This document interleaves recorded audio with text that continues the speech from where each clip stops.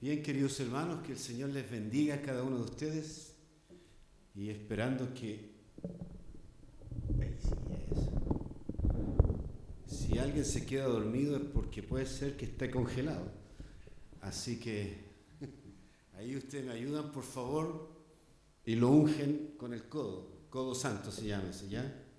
Porque puede ser que usted sabe, pues, se haya congelado, pero bien. Vamos a seguir con nuestra serie de predicación, así que yo les invito a que puedan abrir Deuteronomio, capítulo 4, verso 23.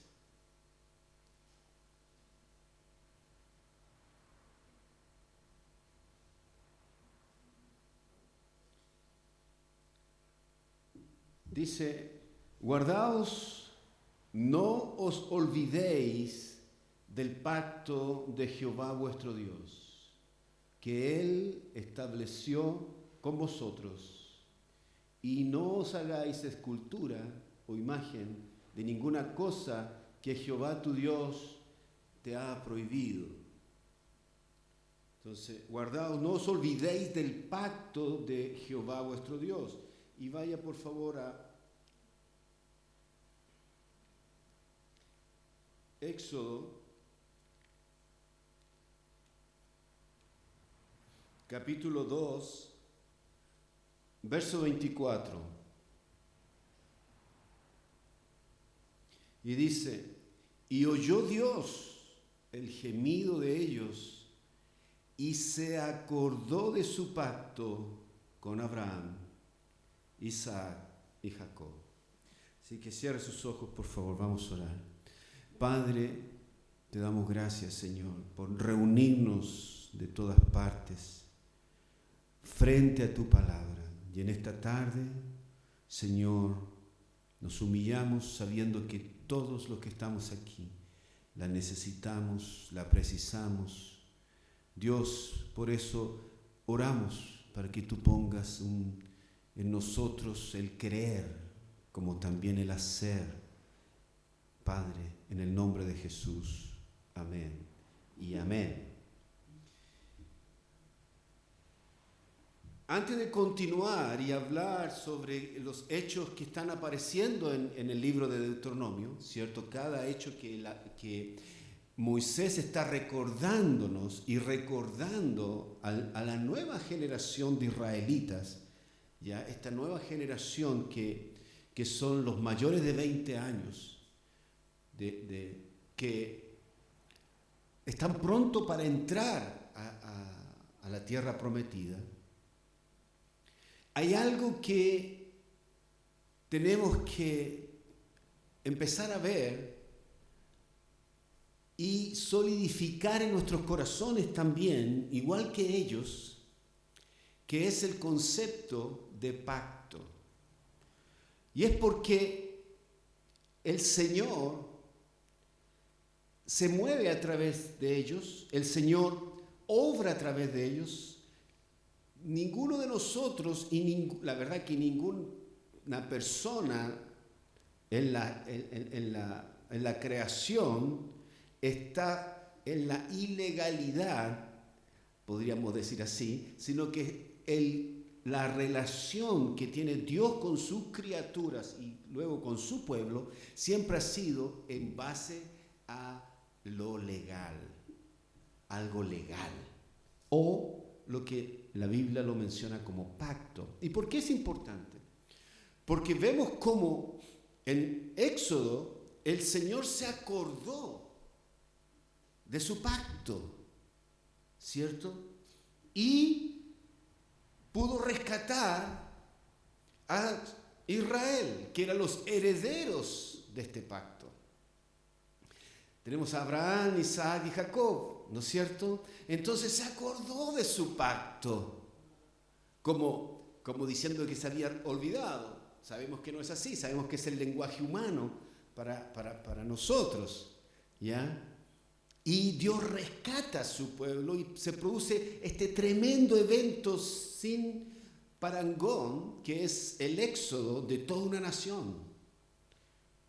Y sabemos lo que pasa alrededor del Éxodo y lo que está sucediendo. Por eso hemos compartido cómo este pueblo fue sacado con la mano poderosa del Señor, con milagros portentosos que jamás en la historia se han vuelto a ver. Y cómo este mismo pueblo, en incredulidad, empieza a dudar de lo que Dios quiere hacer con ellos. Y como consecuencia, entonces tenemos una rebelión y tenemos muchas cosas y disciplina, y hay 40 años que están dando vueltas y dando vueltas. ¿Y por qué 40 años? Si la Escritura nos dice 1 año por día de aquellos espías que fueron y espiaron, ¿así está bien? Ya, bueno, ya. Vieron y vieron mal y dijeron todo lo que dijeron ante el pueblo.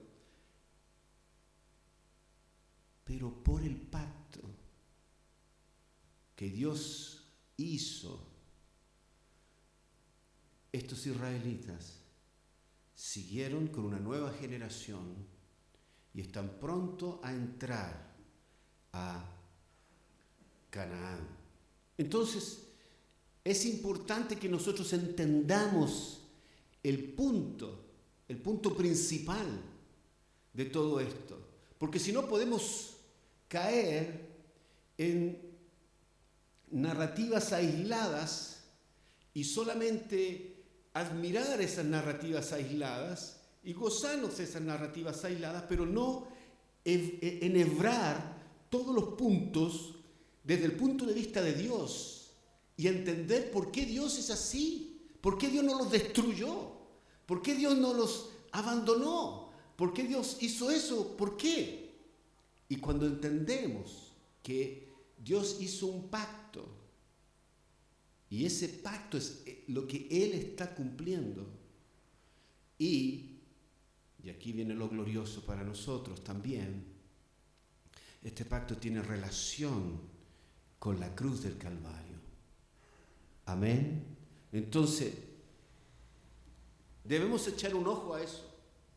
Que el propósito de un éxodo, el propósito de lo que Moisés está haciendo ahora en Deuteronomio, en discipular esta nueva generación de israelitas, es para ser fiel al pacto, por lo que Dios hizo con ellos, y asegurarse que esa fuera la única manera, porque esa es la única manera de conquistar y de permanecer en la tierra que Dios le está prometiendo. Amén.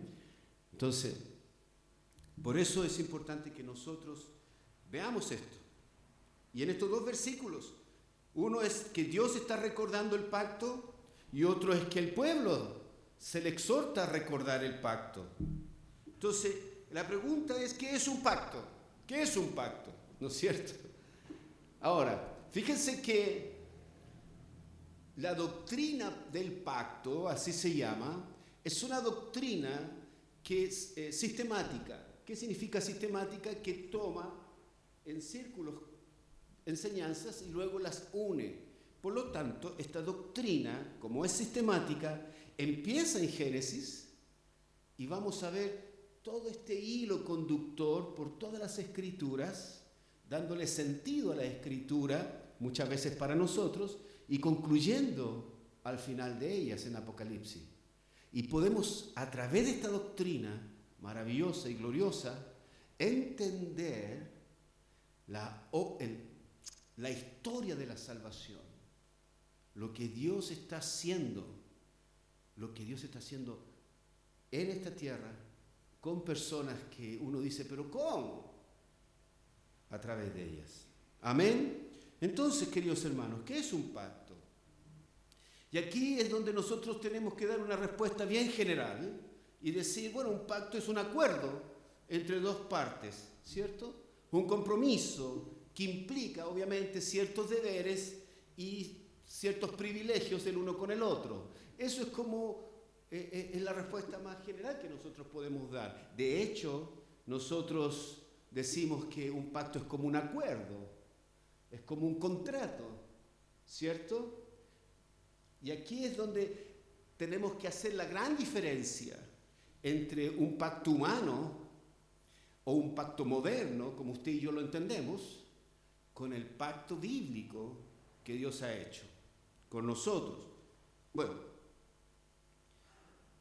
la palabra pacto es una palabra importante en la Biblia y viene del hebreo berit. Berit. Esa es la palabra hebrea, berit. Y aquí aparece en todo el Antiguo Testamento cerca de 285 veces. Entonces es un concepto importante, es un concepto que lo vamos a encontrar muchas veces y tenemos que poner atención. En el libro de Deuteronomio aparece casi 25 veces esa palabra, pacto, ¿ya? Entonces, a veces se le denomina contrato, como dije delante, a veces acuerdo, pero eso no es exactamente lo que significa en la Biblia, ¿ya? Un contrato tiene algo implícito. Vamos a hacer la diferencia.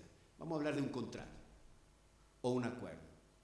Un contrato o un acuerdo tiene algo implícito que es una cosa por otra. Simple, ¿cierto? Eso es, un contrato tiene eso implícito, una cosa por otra.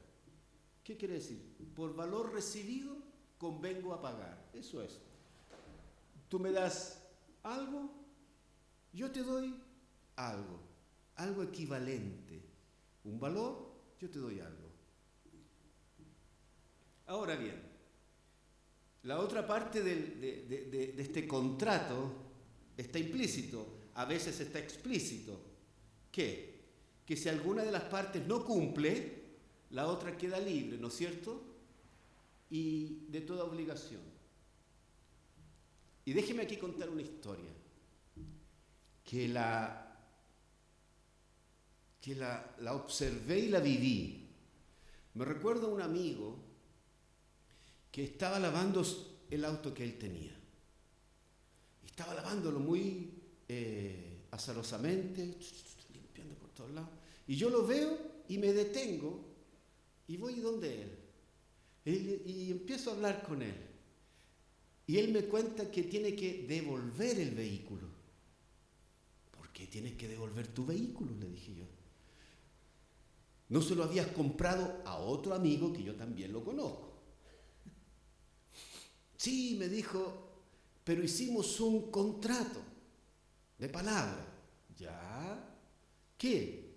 Es que él quería venderlo y yo quería comprarlo. Y me dijo, págamelo como puedas. ¿Sí? Eso, comillas. ¿No es cierto? Págalo como puedas. Bien, ¿y cómo lo hiciste? Bueno, le pagué como podía, pero en un momento no podía. ¿Ya? ¿Y? Bueno, ahora me lo está pidiendo porque no lo he pagado completo. Caray. Pero eso no es justo porque yo le voy a devolver el auto y él no me va a devolver nada de lo que le pagué. Y yo le dije, pero tú dejaste en algún lugar de ese contrato la posibilidad de que esto sucediera.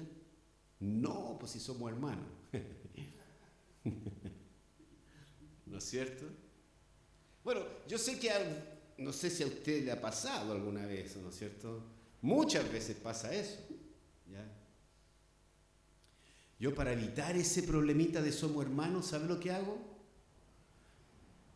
Y una vez lo hice con unos hermanos que estaban construyendo en mi casa o iban a construir en mi casa. Convenimos el precio por el trabajo. Ese es un contrato. Trabajo, pago. Trabajo, pago. ¿Se dan cuenta?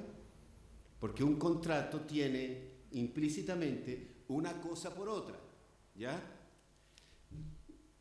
Y yo le dije, pero hagamos un papelito. Y me dijo el hermano, no, pues pastor, si somos hermanos, pues. Esa cláusula es pero potente, ¿eh?, en el contrato. Y ahí uno queda ahí paralizado, pues. Y yo le dije, esto no me lo reveló ni carne ni sangre, hermano. Esto tiene que haber venido de allá arriba. Porque yo le dije, ¿sabe, hermano? Mejor dejémoslo escrito porque yo olvido pagar. Y él me dijo, al tiro, ¿no? Entonces, pastor, hagamos al tiro un papelito. Porque a mí se me olvida pagar. No estoy dudando de que tú puedas estafarme. No, me dijo, pastor, hagamos al tiro un papelito. Salvado, hicimos el papelito. ¿Ya? Pero el contrato tiene eso implícito. Yo doy algo y recibo algo, ¿cierto? Eso es lo que nosotros entendemos, lo que es un contrato. Pero, queridos hermanos, el pacto bíblico, escuche esto, no se basa en, comillas, una cosa por otra. El pacto que Dios ha hecho con nosotros no se basa en eso, ni siquiera cuando existe una conquista. Fíjese que cuando hay una conquista, cuando un pueblo avasalla a otro, ¿cierto? El otro tiene que pagarle tributo. Es una obligación. Pero ni siquiera, y es como un contrato, es como un convenio, es como lo que nosotros siempre argumentamos frente a nuestros hermanos, ¿no es cierto?, del norte, que esto fue un tratado, por hermano, le decimos. Y este tratado lo hicimos, claro, obviamente, ellos estaban con... Y obviamente tenían que firmar. Lo mismo nos ha pasado a nosotros, si esta es una cosa así del mundo. Entonces, ni siquiera es una situación así el pacto bíblico. ¿Por qué? Porque el pacto bíblico se basa, se fundamenta en el amor. Por favor, busque Deuteronomio 7, verso 8. No está fundamentado en una cosa por otra. Deuteronomio capítulo 7, verso 8, dice, vamos a leer el verso 7.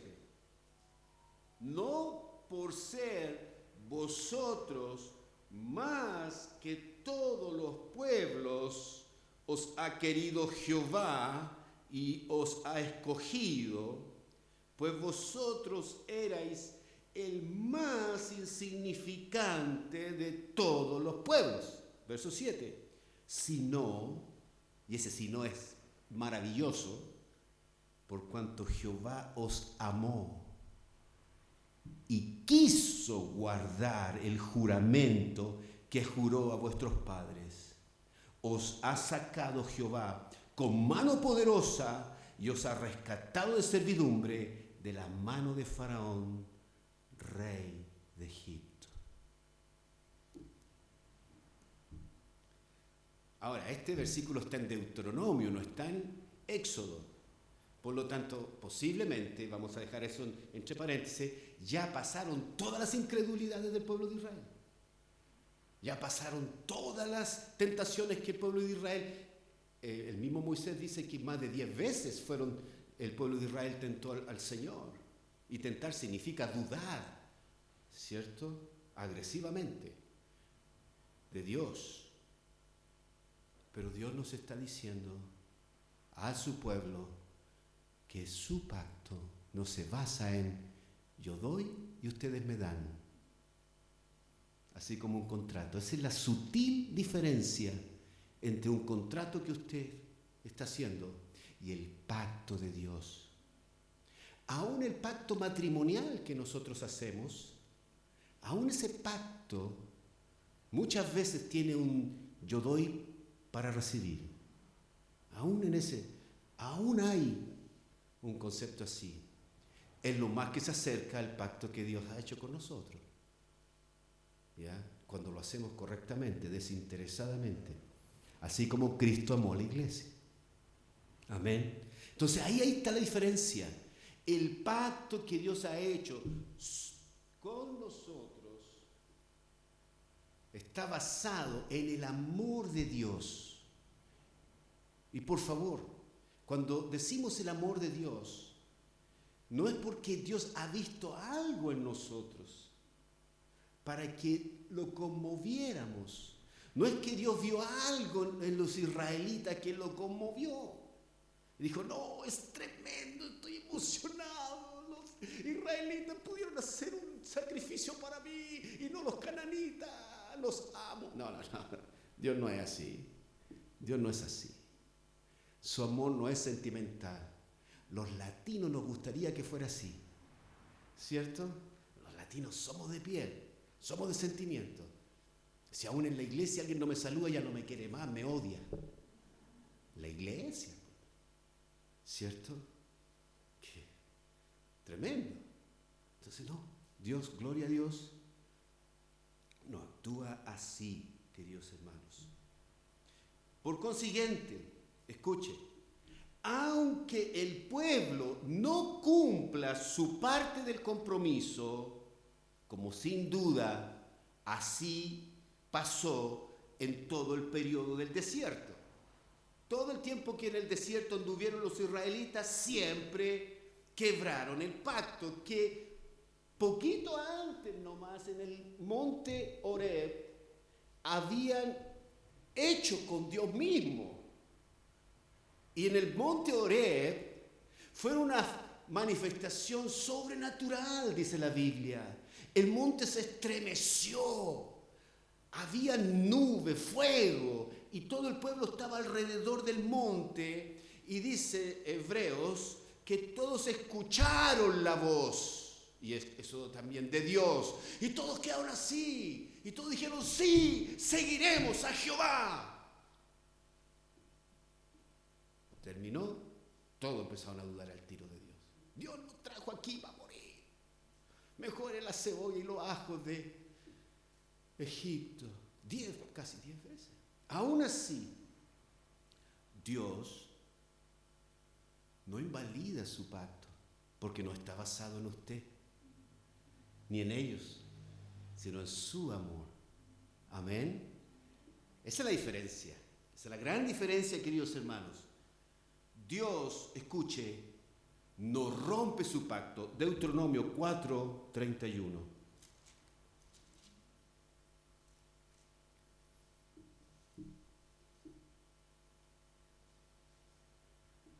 Porque Dios misericordioso es, Jehová tu Dios.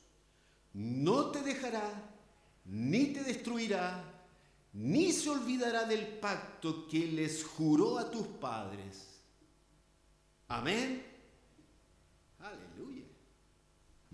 Porque Dios es misericordioso, es Jehová tu Dios. Dios misericordioso es Jehová tu Dios.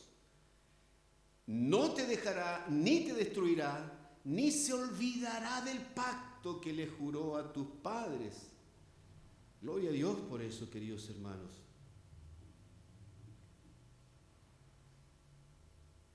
Por eso, aunque el pueblo de Israel, escuche bien, le tentó, fueron incrédulos, abiertamente hicieron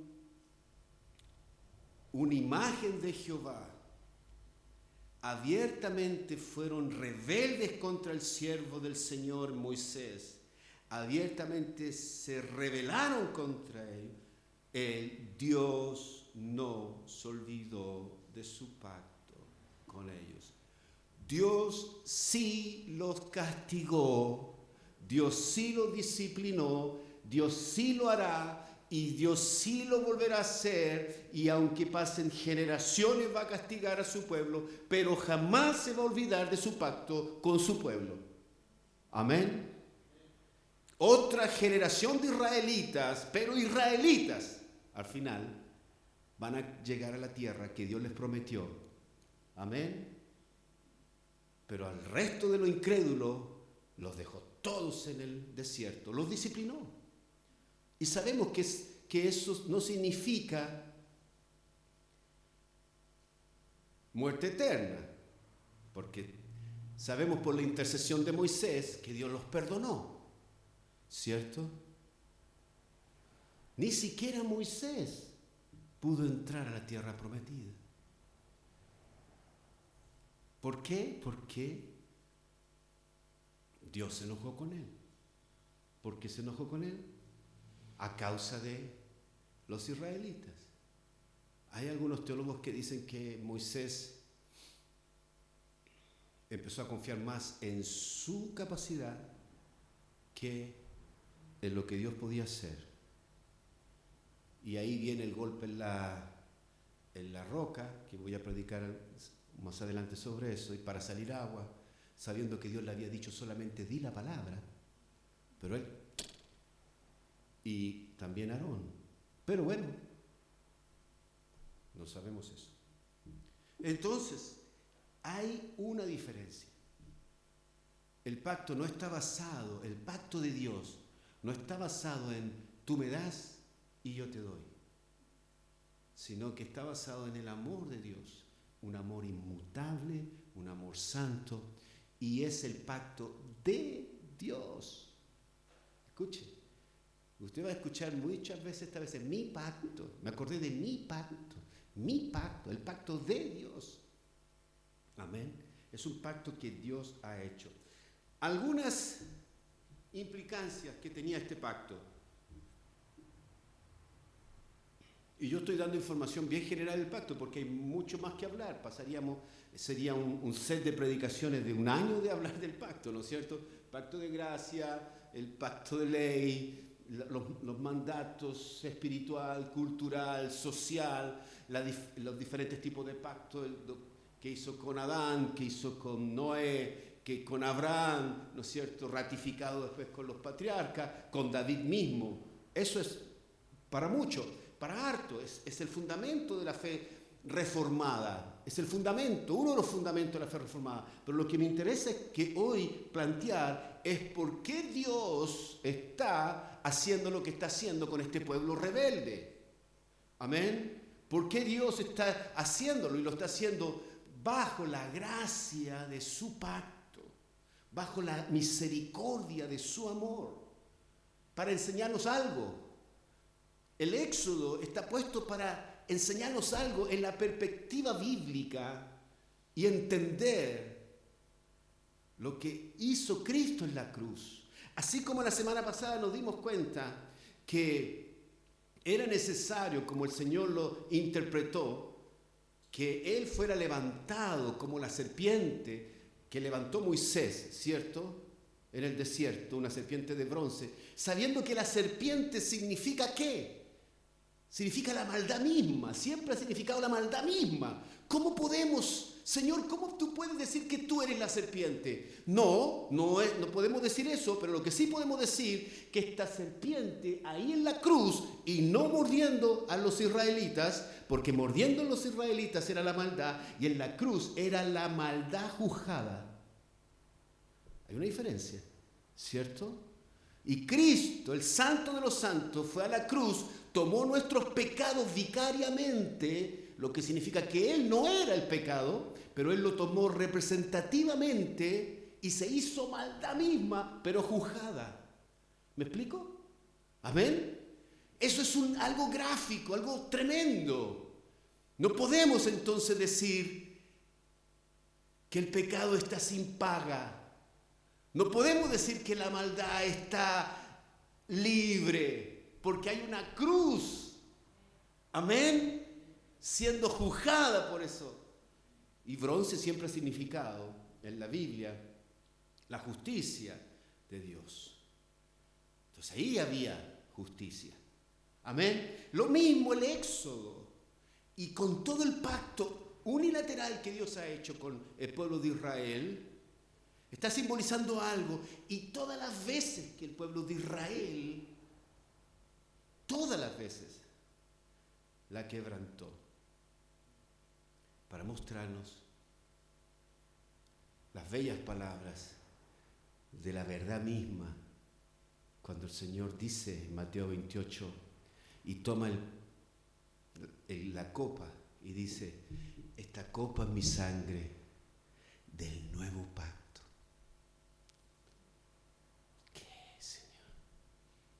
Los israelitas que escucharon eso, todos los apóstoles que escucharon eso, entendieron inmediatamente. Y es lo que nosotros tenemos que entender también. Amén. Hay elementos de este pacto. Y por lo menos hay 3 elementos de este pacto que nosotros lo vemos. El primero de ellos es la formación del pueblo de Dios. La formación del pueblo de Dios. Dios los escogió. Pero aquí yo quiero hacer un punto, queridos hermanos. Quiero teologizar con ustedes. Amén. Teologicemos. Dios no hizo esto. No tomó el mapa mundi y dijo, a ver, están los persas, están los chinos, están los latinos. No, los latinos los vamos a dejar a un lado. Están los israelitas. Mira los israelitas. Ya, los escojo a ellos. Dios no hizo eso. Si usted lee la Biblia, se da cuenta que no fue así. Pero la Biblia dice que Israel es el pueblo escogido de Dios. Sí, pero escucha antes. Hay algo antes de eso. ¿Qué? Dios los formó. Él los formó. ¿Dónde? ¿Con quién? ¿Cierto? Si usted ve la Biblia y usted se da cuenta que en Noé, capítulo 9, verso 6, él toma a uno de sus hijos. Bueno, Dios dice que va a hacer un pacto con él y con sus generaciones. Y él toma a uno de sus hijos y empieza a tener un trato ahora con una línea genealógica. Hasta antes de Noé, podríamos decir que Dios tenía un trato con toda la humanidad a través de Adán y a través de todo. Por eso hay una confusión de las lenguas, porque todo el mundo quería tener una sola lengua. Por eso hay todo eso. Hay un diluvio general. Ahora, Dios, podríamos decir en nuestro lenguaje, cambia su trato y empieza a tener un trato con un linaje. Y este linaje de Noé nos lleva a Abraham. Y Abraham le hace explícitamente la promesa. Mira las estrellas, mira la arena, así va a ser tu descendencia. ¡Wow! Y sabemos que de ahí viene Isaac, después viene Jacob, las 12 tribus e Israel. Es porque Dios formó a Israel. Amén. Es por eso que son sus elegidos. La elección de Israel no fue políticamente como nosotros, que hubo un Bernardo Higgins, aunque algunos dudan de Bernardo Higgins, ya José Miguel Carrera, ¿no es cierto? Manuel Rodríguez, para dejar a todos contentos, ¿ya? Y formaron la patria, y tenemos una patria, ¿cierto? ¿Y por qué Dios no nos eligió a nosotros, pastor? Porque Dios no nos formó. ¿Ah? ¿Verdad? Nosotros nos constituimos dentro de las naciones. Dios formó a esta nación. Por lo tanto, ¿a quién le pertenece esta nación? ¿A quién? A Dios. Por eso, la tremenda revelación que nos muestra el Éxodo, y así lo hace Moisés, y así lo dice Moisés, es que Israel es herencia de Jehová. Amén. Mientras los israelitas están obsesionados, pero así es, con la tierra, Moisés le dice, ustedes son herencia de Jehová. Es al revés, porque ustedes fueron formados. Entonces, la elección de Israel es porque ellos fueron formados por Dios. Dios, a través de ellos, iba a hacer algo. Y por eso Israel es llamado luz de las naciones. El propósito de Israel era llevar salvación a todas las naciones. Israel era una nación, el propósito de Israel era ser una nación santa de sacerdotes que llevaran la salvación a todas las naciones. Por eso Pedro, después, y esto es glorioso, me voy a adelantar harto, Pedro en su carta dice que nosotros, los gentiles ahora, el pueblo de Dios, la iglesia es el pueblo de Dios y es real sacerdocio, nación santa. Amén. Por eso nosotros los reformados creemos que hay un solo pueblo, hay una sola iglesia, que en el Antiguo Testamento políticamente lo tomaba Israel, pero en el Nuevo Testamento es la unión de los creyentes judíos con los creyentes gentiles y se llama la iglesia. Ese es el verdadero Israel. Amén. Y estamos bajo, legalmente, el nuevo pacto. ¿Estamos entendiendo?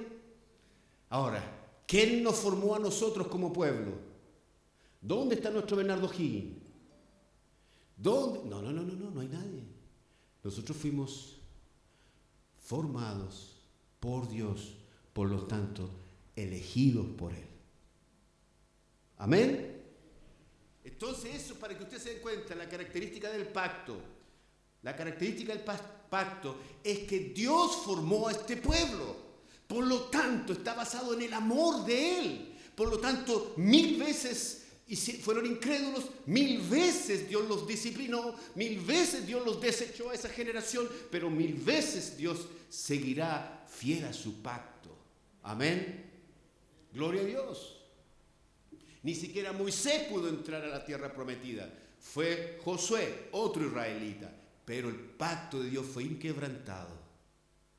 Amén. Gloria a Dios. La otra esencia de este pacto es la herencia de la tierra.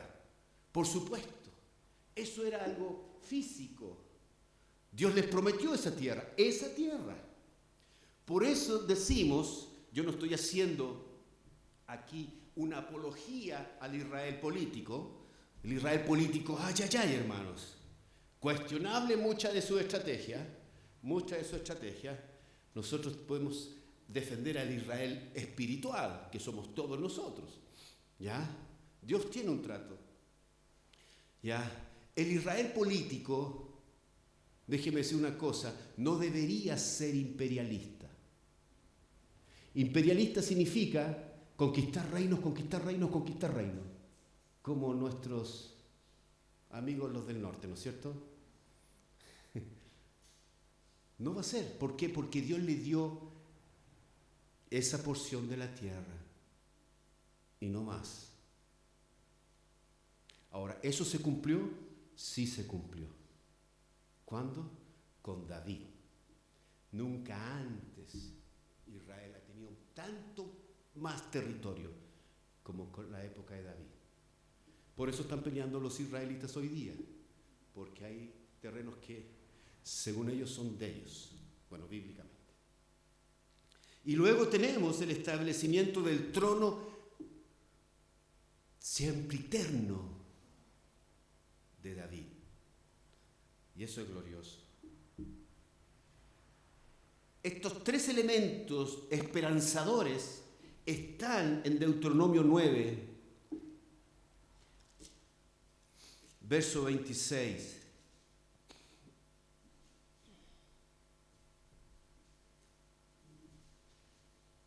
Pensé que me iba a decir algo. Hasta aquí nomás, pastor. Se acabó su contrato. 26 dice, y oré a Jehová diciendo, oh Señor Jehová, no destruyas a tu pueblo y a tu heredad. Amén. La herencia de Dios es Israel, que has redimido con tu grandeza, que sacaste de Egipto con mano poderosa. Acuérdate de tus siervos Abraham, Isaac y Jacob. No mires a la dureza de este pueblo, ni a su impiedad, ni a su pecado. Gloria a Dios, ¿no es cierto? Ahí tenemos, por supuesto, que Dios formó, son los israelitas herencia del Señor, que hay una tierra que Dios le ha dado, pero también hay un trono siempre eterno que va a haber, queridos hermanos. Por eso podemos decir que la fe de los israelitas, de aquellos israelitas, de los nuevos israelitas que van a entrar a la tierra prometida y de los nuevos israelitas que han habido, se basa en 5 convicciones. o 5 fundamentos de este pacto. ¿Cuáles son? 1, monoteísmo, ¿cierto? Amén. Un solo Dios, creador y gobernante de todo. Nosotros entendemos que este uno son 3 personas en uno. Amén. Luego tenemos la elección. Ellos saben que son un pueblo que Dios formó. Ellos no se han elegido, ellos no se han constituido. Bueno, en Israel político sí. En el año 45, el 14 de mayo del 45, con todo el movimiento sionista a través de un gran hombre que si ustedes pueden leer, que se llama David Ben-Gurión, y todo el mover mundial, post Segunda Guerra Mundial, se constituyen como nación. Y no sé si usted sabía que los israelitas casi están en el sur de nuestro país como nación. Mi hermano Waldo, el único que sabía. ¿Qué más sabía? Ahí los hermanos.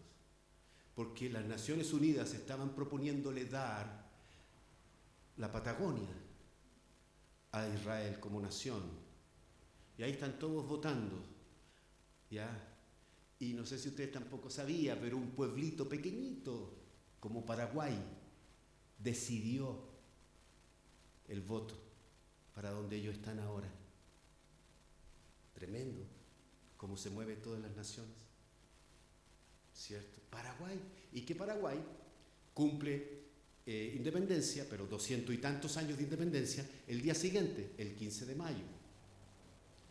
Es tremendo como la teología de geopolítica, podríamos decir, ¿no es cierto? Dios tiene todo bajo control. Amén. Entonces, Dios eligió a este pueblo, no entre las naciones, sino que lo formó. Amén.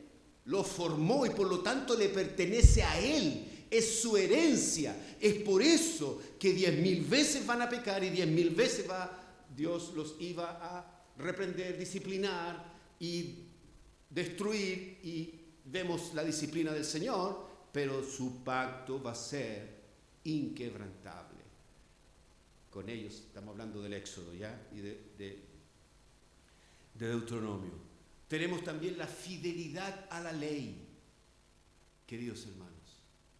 Ellos sabían que debían mantenerse fiel a la ley y por lo tanto serían bendecidos.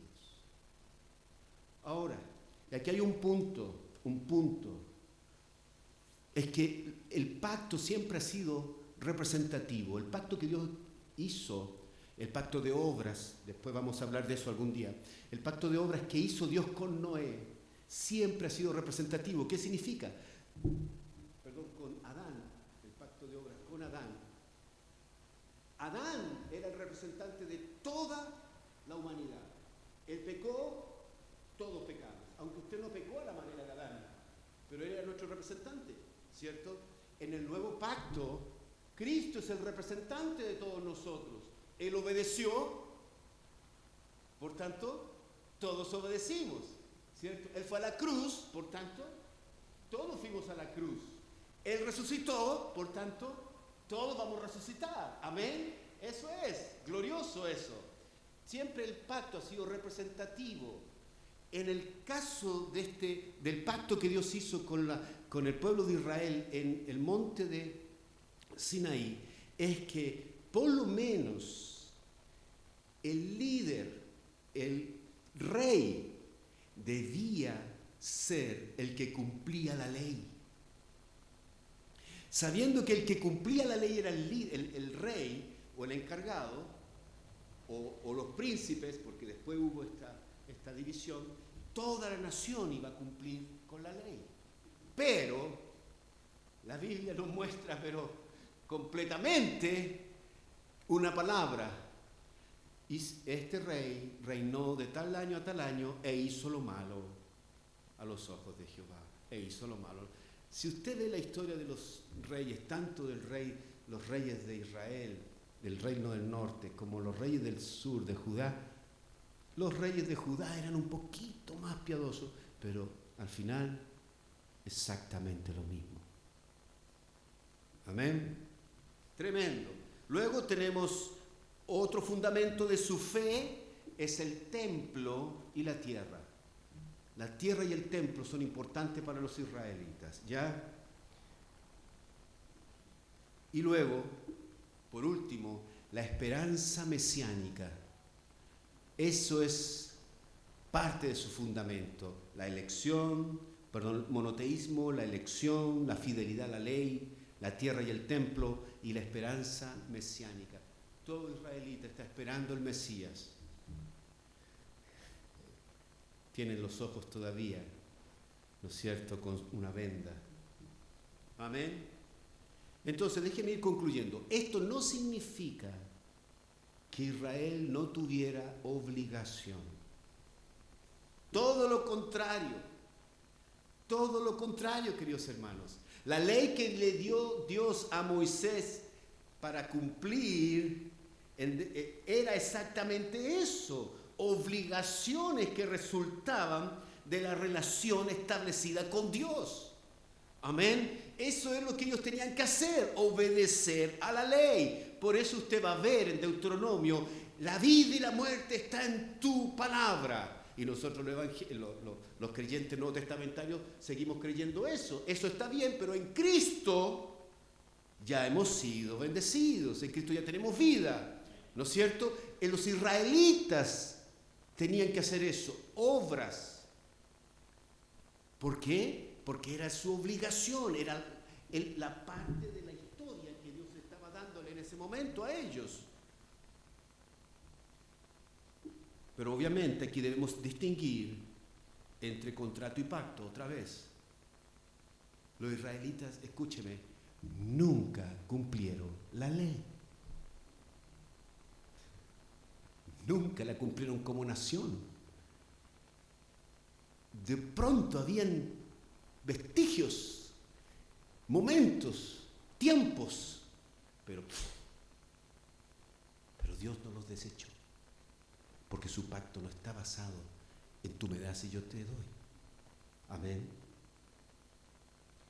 En esto, queridos hermanos, el pacto que el Señor hace con nosotros, sus promesas son por amor, porque Él es Dios. Amén. Y Dios va a castigar a Israel, a este Israel del Éxodo, cuantas veces sea necesario, y así lo hizo. Pero su pacto sigue vigente. Amén. Por su naturaleza. Israel está obligado a guardar las estipulaciones del pacto. ¿Por qué? Porque Él es de Dios. Este pueblo fue formado por Dios. Amén. Por lo tanto, Israel es herencia de Dios. Y lo que Dios está pidiendo es que su pueblo, Israel, que está listo para entrar a la tierra prometida, cumpla y no se olvide del pacto. ¿Qué pasa si se olvida, pastor? Bueno, lo que ya hemos visto, se olvidaron. ¿Qué pasó? Dios sigue siendo fiel a su pacto. ¿Pero qué pasó con los israelitas? ¿Les salió gratis? No. Toda la generación murió en el desierto. Todos los incrédulos se fueron. Pero Israel, el nuevo Israel, siguió. Amén. Entonces, queridos hermanos, no es que uno diga, happy, ¿cierto? Tengo todas las promesas, no cumplo, Dios cumple. Dele, pastor, me gustó esto. Tenga cuidado. No es así. Amén. ¿Quién iba a decir que Moisés no iba a entrar a la tierra prometida? ¿Quién podía decir eso? Oye, con la vara, serpiente, vara de nuevo. Las aguas, volvieron las aguas. Tremendo. Pero Moisés, tú no vas a entrar. ¿Qué? Si no soy yo, ¿quién? Otro israelita. Pero si es tan chiquitito, no ha estudiado. Josué, anímale y Tú enséñale. Tengo que enseñarle y animar. Sí, anímale, fortalécelo. Y que Él, porque Él va a pasar. ¡Wow! ¿Cuánto estuvo Moisés frente a ese Israel? Frente a ese Israel estuvo 40 años. Se lo pasa a Josué. ¿Cuánto tuvo Josué al mando de Israel?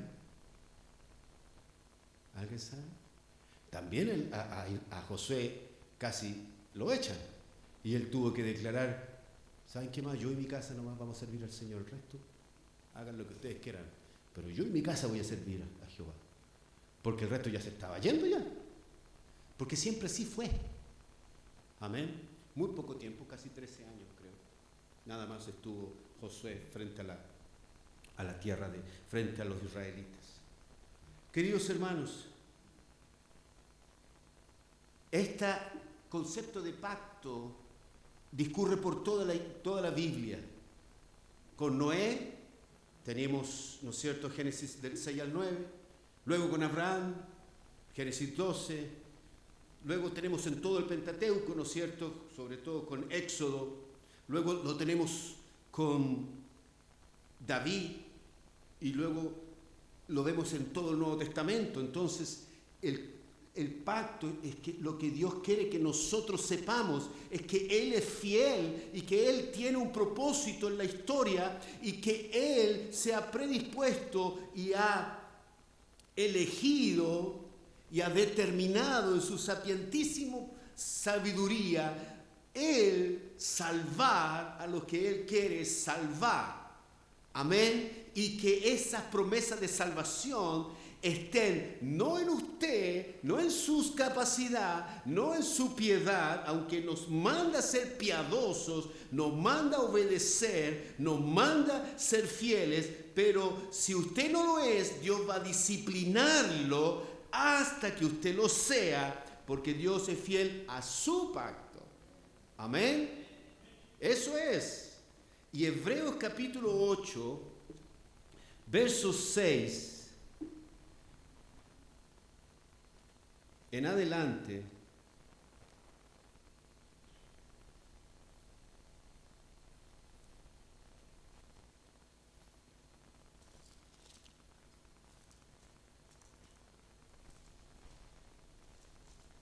nos dice, pero ahora, tanto mejor ministerio es el suyo.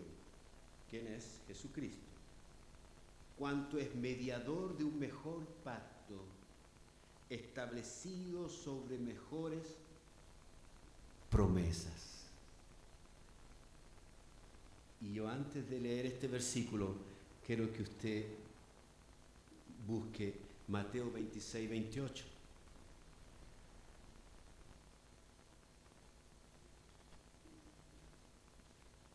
Porque esto es mi sangre del nuevo pacto, que por muchos es derramada para remisión de los pecados. Mateo 26, 28, Marcos 14, 24, Lucas 22, 20. Por lo tanto, volvamos a Hebreos, entonces, teniendo Mateo 26 en nuestra cabeza. Pero ahora, tanto mejor ministerio es el suyo, cuanto es mediador de un mejor pacto, establecido sobre mejores promesas. Queridos hermanos, en Jesucristo tenemos un mejor pacto. ¡Wow! ¿Cuál era los fundamentos del pacto? La elección, ¿cierto? Dios eligió crear una nación, no porque eran los mejores, sino que porque Dios los amó, ¿cierto? Luego les da, ¿qué? Una herencia, una tierra física, pero el Señor nos está dando una herencia espiritual, una herencia más gloriosa, una herencia eterna, no circunscrita a algo político o geopolítico, sino algo eterno, una eternidad en su morada. Amén. Gloria a Dios. y ya no con una promesa mesiánica, sino teniendo enfrente de nosotros el Señor, el Mesías. Amén. Entonces por eso dice, ahora tenemos tanto ministerio, es el suyo, cuanto es mediador de un mejor pacto establecido sobre mejores promesas. Ya las antiguas promesas para mí eran buenas, ¿cierto? Pero ahora tenemos mejores promesas. ¿Cuáles son estas? Dice, porque si aquel primero hubiese sido sin defecto, ciertamente ciertamente no se hubiera procurado lugar para el segundo. Obviamente, si el primero hubiese sido bueno, ¿por qué se habla de un nuevo pacto? ¿Cierto? Verso 8, porque reprendiéndolos dice, he aquí vienen días, dice el Señor, en que estableceré con la casa de Israel y la casa de Judá un nuevo pacto. Un nuevo pacto, diferente al que Dios hizo en el Sinaí con los israelitas, ¿cierto? Un nuevo pacto. Verso 8, no como el pacto que hice con sus padres, el día que los tomé de la mano para sacarlos de la tierra de Egipto. Eso es el pacto en el Sinaí, en el Horeb, porque ellos no permanecieron en mi pacto, y yo me desentendí de ellos, dice el Señor. Por lo cual, este es el pacto que haré con la casa de Israel. ¿Cuál es el nuevo pacto? Después de aquellos días, dice el Señor, pondré mis leyes en la mente de ellos. ¿Dónde estaba la ley antes? En tablas, ahí. Y luego estuvieron, la copia, porque la tabla original, ustedes saben, estuvo en el arca del pacto. ¿Y el arca del pacto dónde estaba? En el lugar santísimo. ¿Y todo el pueblo podía entrar al lugar santísimo? No, solamente un hombre, y una vez al año. Pero ahora el Señor nos está diciendo que Jesucristo es un mediador de un mejor pacto, porque tiene mejores promesas. ¿Cuál? Pondré sus leyes, o su ley, ¿dónde? En su mente. Amén. Aleluya. Gloria a Dios, queridos hermanos. ¿Y qué más dice? Y sobre su corazón las escribiré. Ahí va a estar entonces. La ley del Señor va a estar aquí y en nuestro corazón. ¿Por qué? ¿Cómo? A través del Espíritu Santo. Amén. Por eso lo que pasó en Pentecostés no es, escuche bien, una experiencia individual, sino que es un hito de la redención. ¿Por qué? Porque en ese momento el Señor cumple con poner las leyes en la mente y en el corazón de cada creyente. Es imposible que un creyente sea creyente sin el Espíritu Santo, aunque no hable jamás lenguas. Amén. Yo sé que nuestros hermanos pentecostales ahí van a tiritar con eso, ¿no es cierto? Pero es imposible ser un creyente si no tiene el Espíritu Santo, porque el Espíritu Santo es el que pone las leyes en la mente y en el corazón. Amén. Y Pedro lo dice cuando explica lo que estaba pasando. En Hechos capítulo 2 lo explica a la gente que le está diciendo, oye, estos están curados. Y Pedro dice, no, esto es lo que el profeta Joel dijo. Y cita, pondré mis leyes en su corazón, en su mente. Amén. Y glorioso, otra promesa, y seré a ellos por Dios. Y ellos me serán a mí por pueblo. Amén, hermanos. El Señor no le está diciendo, ustedes quieren que yo sea su Dios, voten por favor, todos los que levantan la mano y pasen adelante, yo voy a ser su Dios. Otra vez el pacto es unilateral, de parte de Dios. Ahora, no en Horeb, no en el Sinaí, sino en la cruz del Calvario. Amén. A través de la cruz de la sangre derramada por Jesucristo, usted tiene la mente con la ley de Dios. Dios es su Dios y usted es su pueblo, su herencia. Usted es la herencia del Señor. Amén. Usted es la herencia del Señor. Gloria a Dios. Gloria a Dios. ¿Y está basado en qué? En el amor de Dios, no en usted. Y ellos me serán a mí por pueblo, y ninguno enseñará a su prójimo, ni ninguno a su hermano, diciendo, conoce al Señor. Queridos hermanos, yo a usted no les puedo decir, conozcan al Señor. Yo reconozco cuando alguien está siendo convertido por el Señor, y dice, este es un convertido, el Señor lo convirtió, pero yo no puedo hacer nada. Lo único que puedo hacer por usted es proclamar el Evangelio, poner el Evangelio en su oído, pero el Espíritu Santo es el que abre la mente de las personas, el que llega a su corazón. Amén. Conozco el caso de ustedes que han pasado las de Kiko y Caco en congregaciones que lo han estrujado, lo han manipulado y usted sigue amando al Señor.